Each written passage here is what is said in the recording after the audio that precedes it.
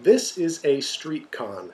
It's the classic game of three-card Monte where you follow a card and guess where it is.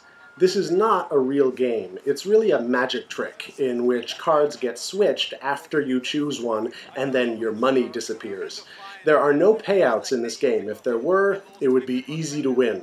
Now, since most people know that intuitively, a successful con requires other con artists to crowd the table and play the game as if they were regular pedestrians, and this lends a sense of reality to the lie.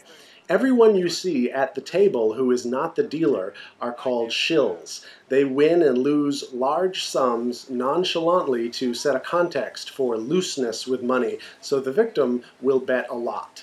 The victim is called a mark. There is no mark in this video. They are waiting for a curious tourist to come up to them. I saw a three-card Monte game a few years ago on Broadway in the Village, and that time there was a mark. A young guy holding his NYU prospective student folder with the other arm around this pretty blonde girlfriend. He probably wanted to show off a little bit, seem a little bit city, so he comes up, the shills, they let him into the circle, and this schlubby 60-year-old guy starts talking to him about the game, about how he's doing, and while they're talking, the old man is just losing $100 bills on these obviously winnable deals. And this is to make the mark, this kid, feel like he's got some skill, like he would be unusually good at the game.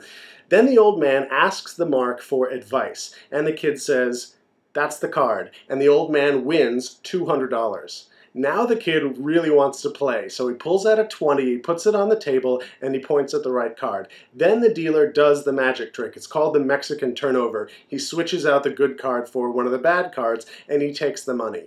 Well, now the kid is mad. I mean, he knows he's been cheated. But as soon as he starts complaining, a huge, mean-looking dude comes pretty much out of nowhere and gets in between the kid and the table going, "I'm sorry, sir, you lost. I'm sorry, you lost." And he's physically pushing the guy chest to chest down the block. And at this point, you can imagine the girlfriend is terrified. She's pulling on his shirt sleeve and pleading with him to just walk away, which he eventually does.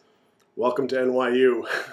There's not actually that much obvious con going on in the city. The only other thing that I've seen actually is twice the same guy bumped into me around the Port Authority and he told me that I broke his glasses and needed to replace them. You can understand why there's not too much of this small-time stuff out in the open, especially the card games. I mean, this is a romanticized lifestyle, but it takes a lot of people to make it happen, and for all of the work and time and risk that goes into it, those 5 con artists that I saw in the Village earned $4 each. Nice life. The